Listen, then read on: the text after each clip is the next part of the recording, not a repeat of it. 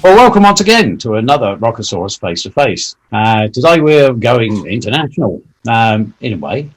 We're crossing over to Guadalajara in Mexico to speak to Rob Thompson from Dog Union. Welcome, Rob. Oh yeah, thanks a lot for the invite. You're very welcome, my friend. Tell me, Rob, I understand you you were born and raised in Bexley, South East London, near where we're from. Yeah, I grew up in Welling, down the road Yeah, from Mexico. Yeah. yeah. And how did you end up in Mexico? Well, the short story. Well, I came here 15 years, almost 16 years ago now. Following a marriage breakup, actually, broke up my marriage, and I spent a couple of years going through the process, dealing with that, or not dealing with that, as the case may be.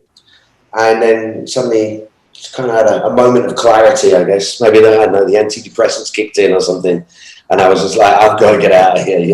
It's not doing me any good. So yeah, I wanted an adventure. So I thought, well, let's go to Mexico. Let's go as far as I can from home, just to sort my head out. Really, I wasn't sure if I was going to stay here. I just fell in love with it straight away. Well, I can't blame you. I mean, I've been to Mexico 3 times on holiday, and it's a wonderful place. Really is. Yeah. The thing I like about it, like everywhere's different. You go to one city, and when you walk down the high street in England, there's always well, I don't know now because I haven't been back for a while because of this pandemic. But you always see WH Smiths and the boots, and it's instantly recognisable, isn't it? But out here, like each place you go to, it's completely different, which is one of the pulls for me. And it was kind of like growing up when I first got here, kind of like growing up back home, but like in the 70s or something, or the 80s, because everything's a little bit behind, You walk into a shop and you ask for I don't know, like some cream or something, and then they just bring a big bucket out and pour it in a little plastic cup and charge you 10 pence for it. It's just kind of amazing. Brilliant. Oh, I love it. Love it. And so, well, yeah, it's a bit different from here, that's for sure. But yeah, a different pace of life, of course. So how did you get into music in the first place, Rob? Well, my older brothers, from about 7 years old, really. They were coming home, with Zeppelin albums and Sabbath albums and AC/DC albums and Quo albums, and then they took me to my first gig when I was 12, to see Status Quo, and that was it, really. As soon as I went to my first gig, I knew what I wanted to do. I was playing in bands, I guess, from high school, and I did it for years and years and years, and then just kind of got fed up with it, gave it up, to be honest. Like when I came out to Mexico, I kind of replaced it with wakeboarding. I really got into wakeboarding. So I hadn't played music for a long time. And I think it was, at least 6 years I was out here before suddenly I got the itch again, and I bumped into someone, South African guy actually, that was living out here. And we were just playing an acoustic guitar, in his some roof party. And I said, "Oh, who's that by?" He's like, "Oh, I wrote it." And that was it. Just got back into music from there, really. But yeah, it's just, I don't know, it's something you can't get away from, I think. Once you start the downward spiral, So how did you meet the other guys in the band?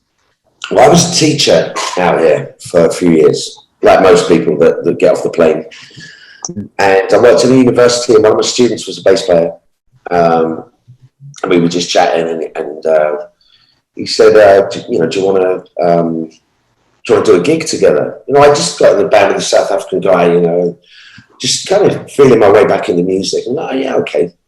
So we did this gig, and then 2 days later, I moved city. I moved to Mexico City, and I was there for like 3.5 years. But I kept in touch with the guitarist from his band all the way through. He used to put up, his rehearsals on Facebook and stuff, and he had this big Marshall stack, and then this Les Paul, around his knees, and just riffing. And I just said, if I ever do something again, it's going to be with him. I'd kind of, again, once I'd moved to Mexico City, given up on playing music. I got a bit depressed, really. I was just going through, a bit of a low point. So I just started writing demos. You know, my flatmate came home one night and said, "I'm fed up seeing you just sitting there drinking bottles of wine and getting depressed. Here's my computer.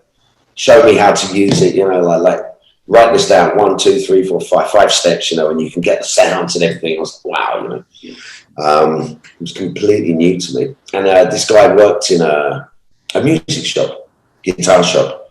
So he had like, I think, 10 Charvels and a Les Paul and a bass. And he said, "It's there for you. You know, use whatever you want." I said, "Well, I want the Les Paul." Yeah. He said, "Oh, the Les Paul hasn't worked for 3 years." I said, "Well, I want the Les Paul." So he came back the next day and he got the Les Paul fixed. And he's like, "There you go." And I just started writing music. I wrote about 10 songs.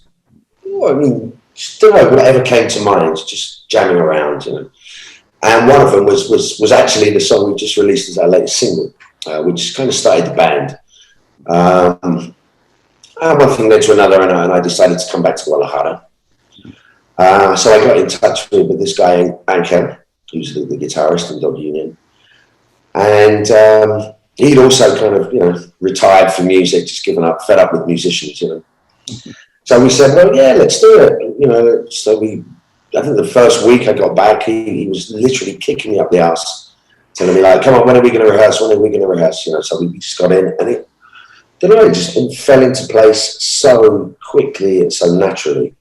Yeah. It was, it was all a bit of a mistake, really, to be honest. We weren't expecting anything, you know, we were just doing it for a bit of fun, you know, just to kind of cheer us up. Well, absolutely. And one thing went from one thing to another, and people started giving us feedback, and suddenly we thought, "Oh, they like this," you know. So we started playing more and more and more and more, and then just in a year it just went like, it's just great. Excellent. And I'm still here. I'm still here until I crack. Will I crack?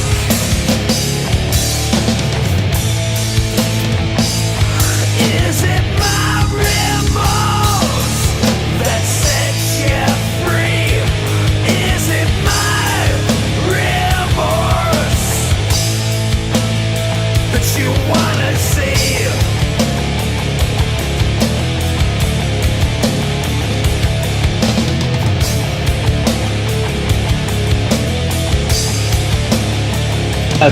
Blind Dog Incident, that was your first full album.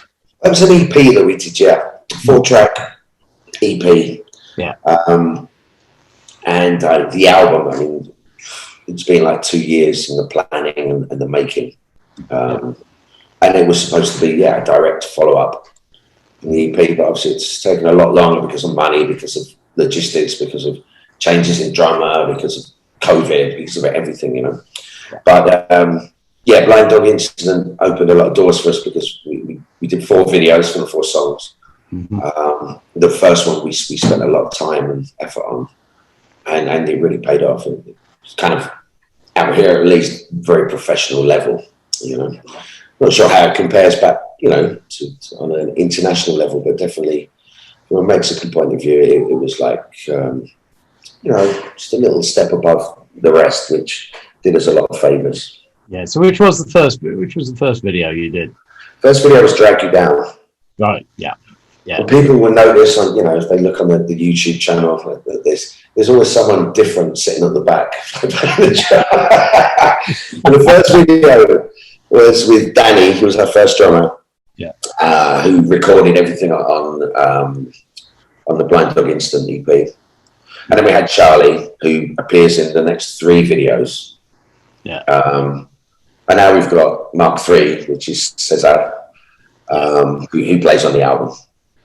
And I think as well, people will just notice a massive difference in the sound. Don't you let me drag you down again this time, 'cause I swear that I'm on it. Well, don't you cry, it won't last forever. Just give me time, and Yahtzee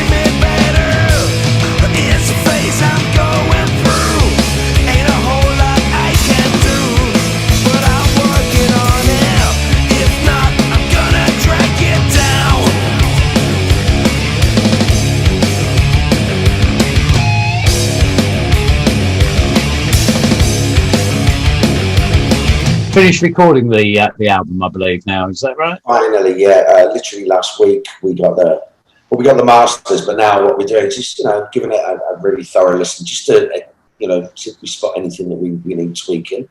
But yeah, it's pretty much there, and it sounds bloody great. Really pleased with it. Do we have an album title? Straight Between the Lines. Nice. It's a little play on words between kind of right between the eyes and read between the lines, and so we're kind of playing with that. That's cool. And when can we expect to see the? I'm hoping January. January. Yeah. We'll release it January first on all the digital platforms. Yeah. We're also going to do like a physical version CD. I want to put it on vinyl as well, to be honest. I mean, I've been playing in bands for 40 years, and this is, I think you could say, my first complete album. Yeah. So for me, and Keller was saying as well, the guitarist, it'd be pretty special to have it on vinyl. It's kind of coming back. I mean, I've got a bunch of vinyl back home, but obviously I can bring it. It's just too heavy to take on the plane, Oh, yeah. But there's a couple of really good vinyl record shops around here, My mate took me to one time, and it's got a bar in there. It's a record shop with a balcony and a bar. My kind of record shop. Oh, God, yeah. And we just walked in there on a Saturday afternoon. There's an English bookshop on the side of it, which obviously for me out here is just like, wow. And we just walked in, and the guy said hi. I said, "What you want to listen to?" And I said, "Well, what you got?" And it's like, my God, it was just like my record collection back home. So we just sat there listening to Thin Lizzy for like 4 hours, drinking beers on this balcony, just watching all the hot chicks walk past. It was fantastic. Yeah. So I'm seriously thinking about getting a record player again. Yeah. You got to do it. There's something very special about 12-inch vinyl in your hands. Oh, absolutely. We all sure remember that. I remember, going to TW Records or whatever after school, and being really excited and coming home with all these double gatefold Maiden albums or whatever, and just reading the lyrics as well, because I'd like to do something a bit more interesting with the album and have the lyrics in there, or at least have some kind of gatefold. Absolutely. Absolutely. Cool. Yeah. So have you decided on the first single from the album? We have, yes. It's a fairly new number, and it's a bit more metal than we normally go. It's going to be called Jump Inside, and hopefully that will come out as well in the new year. It's all just difficult because of this COVID thing. We've got a documentary that goes with the album. Yeah, we had a couple of guys from this company called Rock Photo MX, and they are just the most talented guys ever. Really great photos, really great edits. Some of that, actually, those guys that did the My Mirror video, and it's all footage from that they've been following us around, gigs in the studio. So we've got that coming out as well. Mirror, mirror on my wall, who's the biggest idiot of us all? It's just, it's getting to finish it off and getting past all the red tape to be able to, go on location and get together and do it safely and all that kind of stuff. Absolutely. But hopefully very soon, like maybe January, February, we can record a video for Jump Inside, which would be great. Who are you to tell me who I am? Why I can't and when I can? Who am I to disagree with what you say to me? Who are you to tell me how to feel? Who am I to say what's real? Who are you but just a stranger living in my mirror?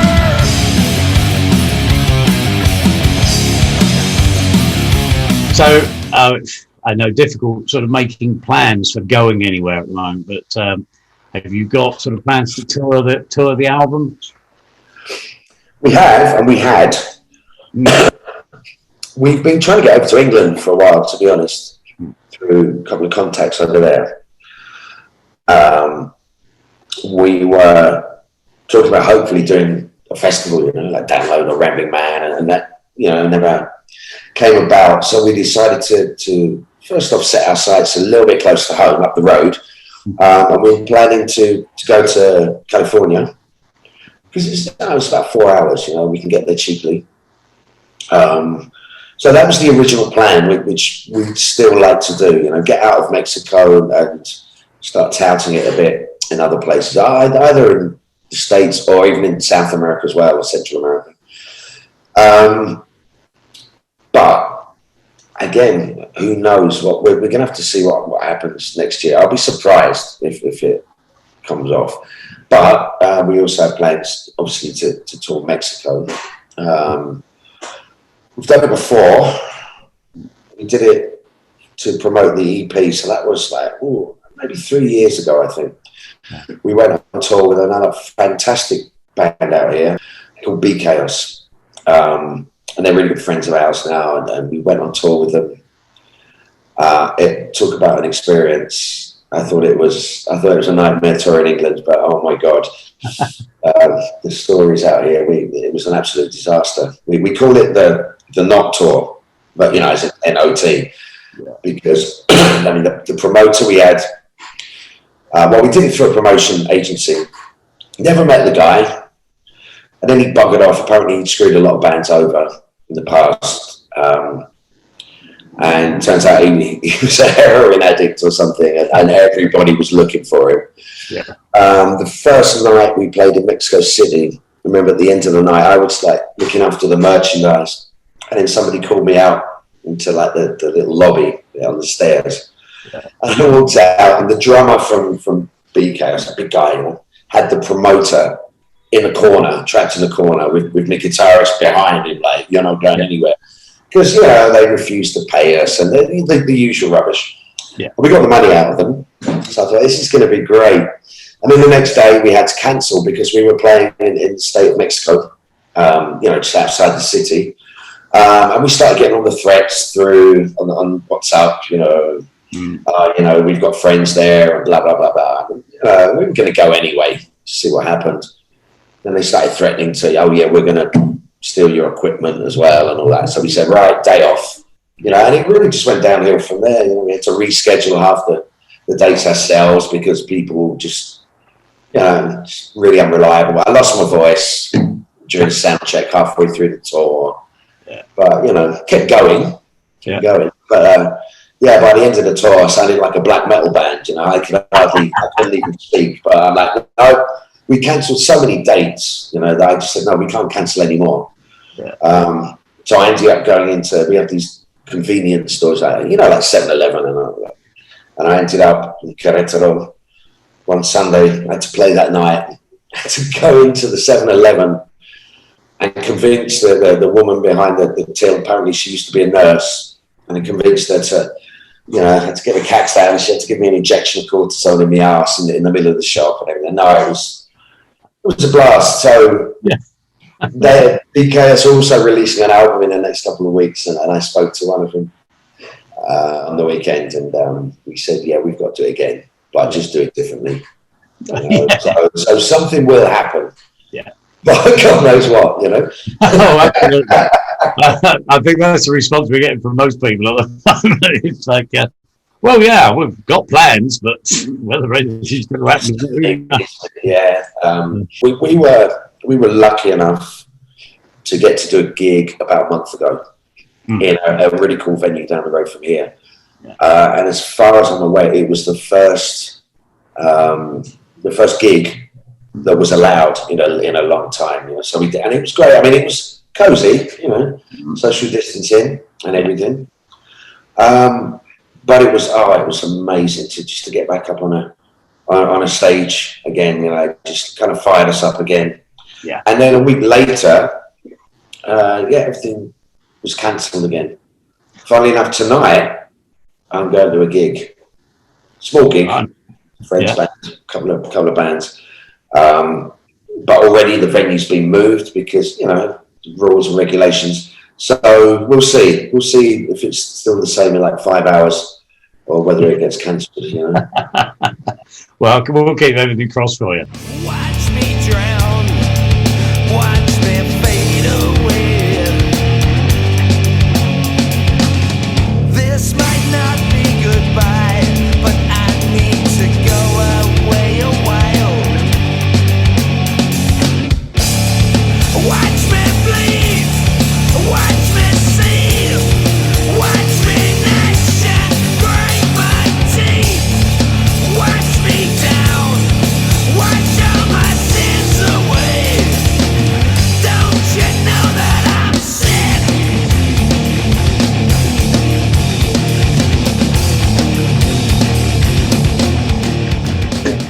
Well, one very important question, Rob, is that obviously social media is massive for the music industry these days. So let us know where we can find you. Okay, we're everywhere. We're on Facebook, obviously. Usually, I think if you just put in Dog Union, it should come up. But if not, I think on Facebook, it's Dog Union Band. We have a YouTube channel, which is, again, I think it's just Dog Union, as far as I know. I try not to get involved in too much of that. Although I've done a website because I think everyone should boycott Facebook as soon as possible and get back to the old school. So we've now got a website, which has got links to Spotify, it's got links to YouTube, got links to Facebook, www.dogunionrock.com. We're on Spotify, we're on Apple Music, I believe, and we're probably on a load of other stuff. I think we're on Amazon. Some of the stuff's on Amazon as well, Amazon Prime. So yeah, we're pretty much everywhere. I'm sure people can find you. No, I hope so. Yeah, please give it a listen. We want to get out there. You know, I find I don't know, the whole social media thing. It's great because it means a band like us can go from being national to international. You know, like obviously I've got friends back home and we can spread the word and everything. But I also think the way things are as well with a lot of social media sites, that it's kind of limiting as well. You know, there are a lot of changes where you don't reach the people you think you're reaching. Yeah, so I mean, they've screwed up the algorithms basically, haven't they? And it's degree of it, but yeah, it's very limited, a bit controlling, and you think you're expanding your audience, but actually you soon find that you're not. You're doing the opposite, which is a bit frustrating. Yeah. You know? No, exactly what we found. You know, it is really annoying, but yeah, Rob Thompson, Dog Union. I wish you all the very best, mate, and thank you so much for joining us. And enjoy the better weather you've got in Mexico than we've got here. Yeah, I will. It's getting a bit colder now, but right now, glorious sunshine. So thank you very much. Yeah, no, thanks a lot for the invitation. Absolute pleasure, mate. And hopefully we'll have some official album tracks to, and maybe some documentary footage even to share with you very soon. Absolutely. We look forward to it, mate. Thank you so much. Cheers. Thanks a lot. Take Cheers, care. bye. Bye-bye.